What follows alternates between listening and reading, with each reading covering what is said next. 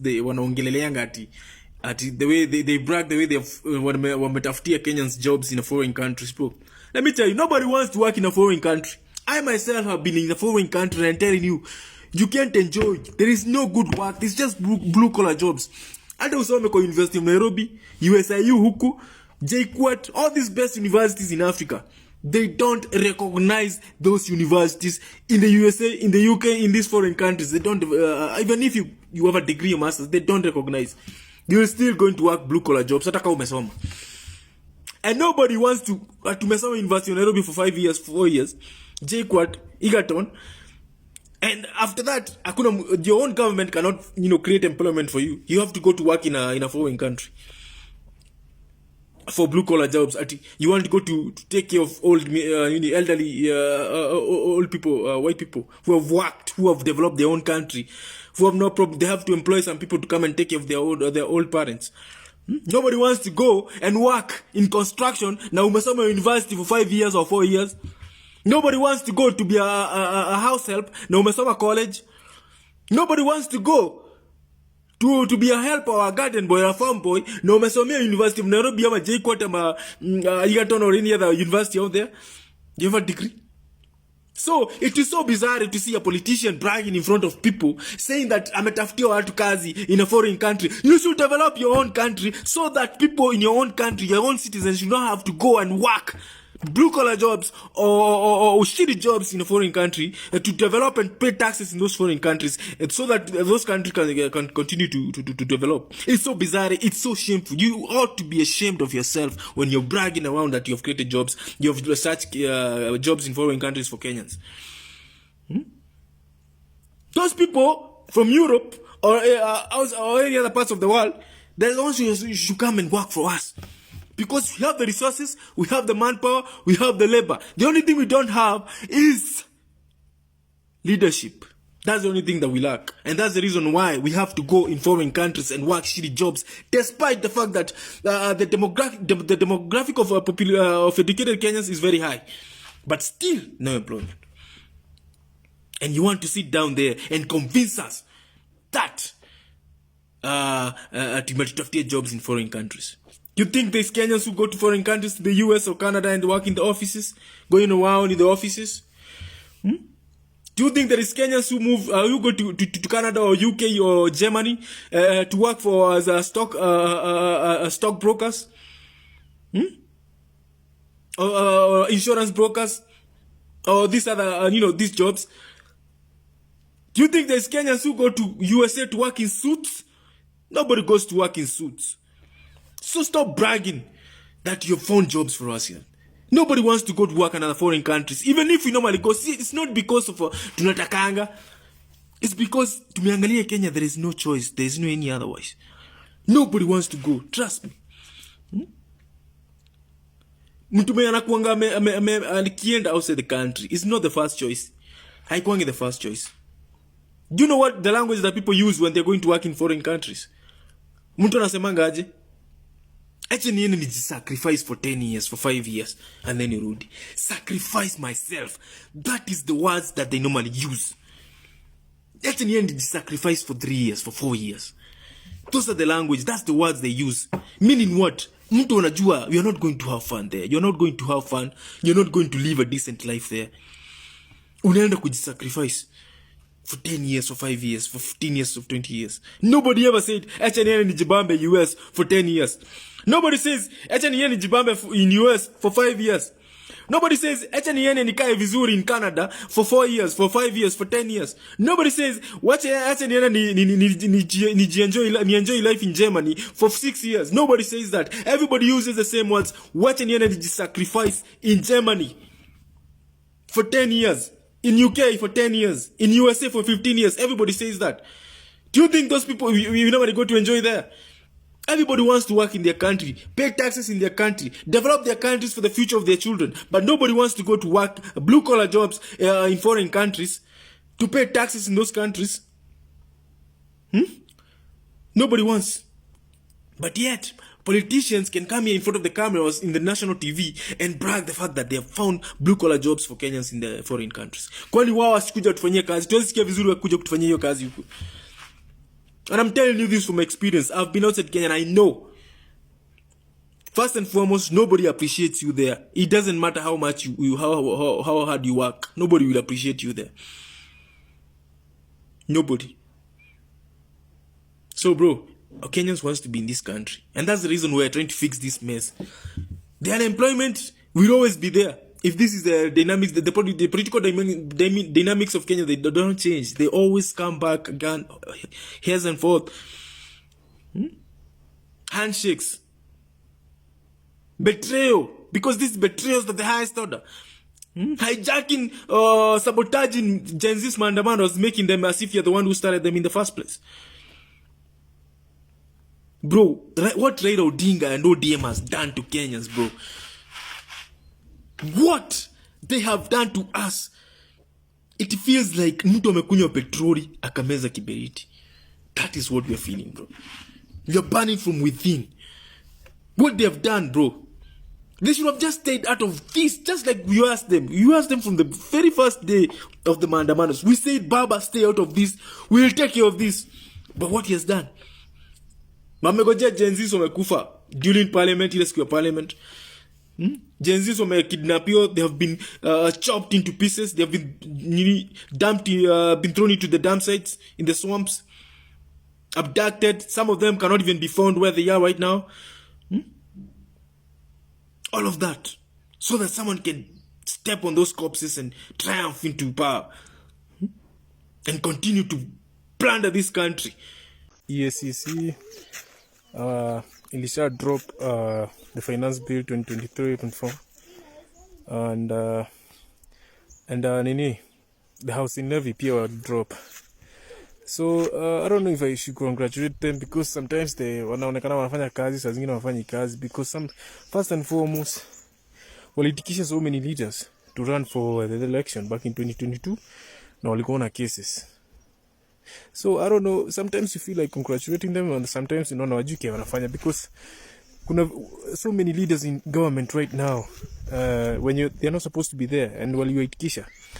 So I don't know if I should be proud of that. I don't know if you should be proud of that, but all credit go to Omtata and his team for making that happen, because that what was at stake. It was very difficult, to deal with something like that.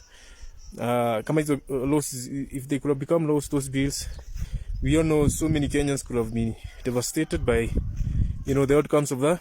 And so all credit go to Omtata and everything. And also Oparanya nimesikia pia medinaiwa kuwa the CS, and I'm very happy because there's so many corrupt individuals. I don't even know what Ruto does, because it's very incompetent of someone at him say an appoint to say without even looking at the historical at the record of that individual. How can someone had 1.3 alikuwa na kesi 1.3 billion shillings na bado anapointiwa kuwa CS?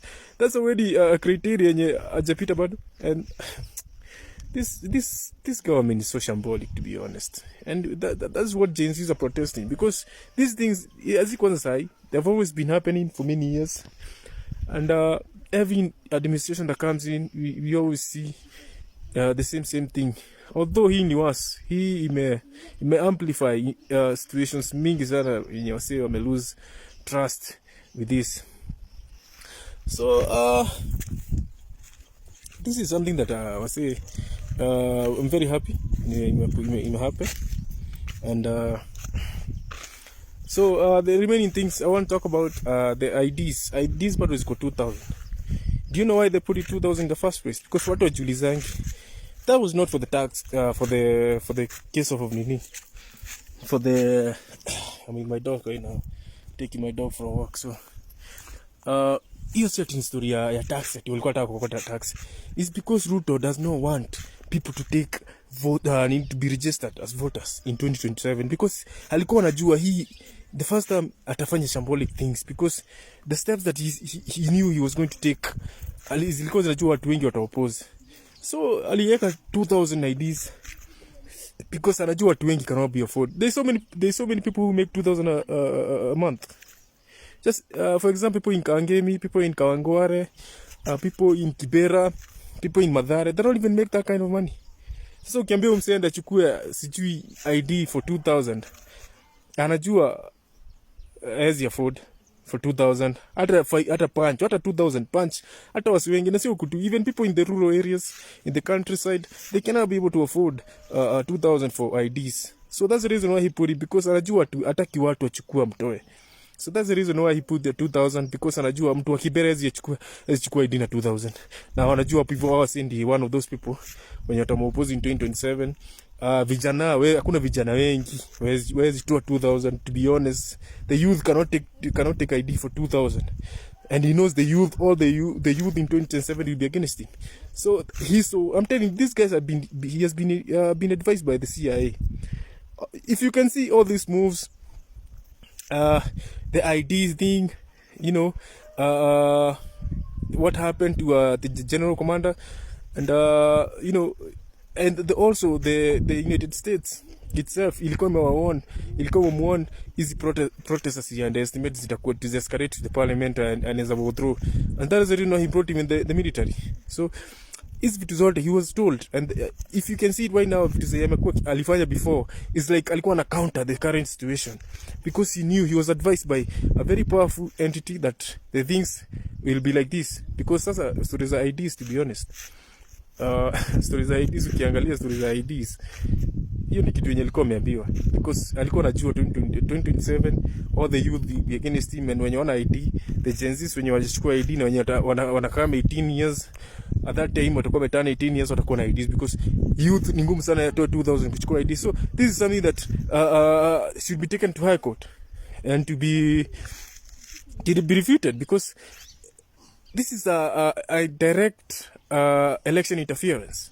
It's a direct election interference, and this is a counter of election of 2027. So this is something that should not be taken light, and someone should take this case to court na irudishwe at 100, because this is kitu yenye advice on you know, the foreign entities to happen, and that's the reason why alieka 2000, because anajua 2027 people will go against him. So if I know so someone to take that case, this should not be taken lightly, and should be one of the most things at the forefront zinafaa kuwa zimewekwa kwa table na zinapigania sahi, because bro, we can do all these things, tunaweza andamana all the time, but if you are not going to register as a voter, then it's all for nothing.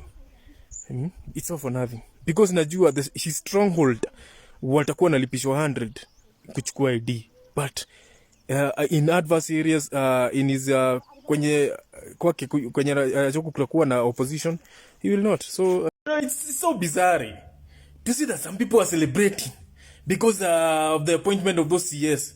Bro, come on, let me just remind you, they have not even met any of our grievances. They have not even met a half of our demands, to be honest. Look at the things that we were protesting against. The IDs, still, IDs right now, if you want to get your ID or replace it, you have to pay 2,000 shillings. Yes? Linda Mama was removed. NHIF are not working. Unemployment issue is not going to be solved just because of this appointed CS. So what you are seeing, what you have experienced, what you have witnessed is this normal, that it's not different from what you have seen in the past. So why are people so happy? Some people. Why? Why are they so happy? Bro, we have not achieved anything. They have not given us what we want. The problems, the things will escalate. The problems are going to escalate even more than what in the past. Because right now, there is no strong opposition, to be honest. There is no strong opposition. ODM was the cornerstone of the opposition party. But right now, there is no opposition. So that means they will do whatever they want. So those people who are celebrating, just know your future is at risk. And stop being so full-blind just because some of those leaders who have been appointed, they have come from your own ethnic groups. How many times will you tell you that these things of tribalism, of ethnicity is what that has caused this Kenya? Because this Kenya has a potential. Kenya is one of the potential that Kenya has a country in Africa, bro. It's one of the most countries with the highest potential of becoming great. Because look at the things we have achieved in Kenya. We have achieved a lot of things compared to our fellow brothers and sisters, our fellow African countries. Just imagine what we can achieve with no tribalism, with no corruption. Just imagine what we can achieve. Just imagine what you can achieve with no corruption. But there you are supporting corruption. Because right now, if you're supporting this political dynamics that you were seeing here, we witnessed yesterday and right now, you're supporting corruption, you're supporting tribalism. Na utaendelea kuwa na shida, Jopuzi. Huyo CS mwenye amewekwa hapo hata kusaidia na kitu. There is nothing is going to happen. They tell us like the issue of unemployment is always going to be there. And you always go to run to other foreign countries to seek for jobs. Blue collar jobs. Shitty jobs. Because they're shitty jobs. I have been outside Kenya, trust me. I just came back the other day and I know what it means to survive outside your own country. Bro, I have survived in a foreign country. And trust me bro, there is nothing that you normally see. Hakuna kitu unaona mzuri huko. Hata ungeza peo shamba, uonai kama it's a big thing. Hata ungeza peo shamba, unaona kama utapeo huko hiyo shamba, uiuze, ukuje ujenge kwenye. Bro, I don't know if you know the importance of your own country, bro. It seems like people don't know. I have been outside country, I'm telling you. Hakuna kitu ya inchi yenyu unaona mzuri huko. Hata ungeza peo mansion huko, huwezi kaa huko na amani, na huwezi kuwa comfortable the way you can be comfortable in Kenya. Ukiweza pay your mansion kwa hiyo in a foreign country, utaiuza na urudi Kenya.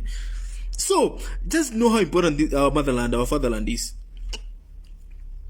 Unemployment issue is always going to be there. Because the politics of Kenya never change. Things that they were done yesterday, they were done during Moi era. They were done during Moi Kibaki's era. It was done during Uhuru Kenyatta's era. And now it's been done. So we are not improving. We are not developing. We are not evolving in the field of politics in Kenya. The same thing. Politics of deception. Because right now they're deceiving some people. And people are falling for this. This is deception. This is deception.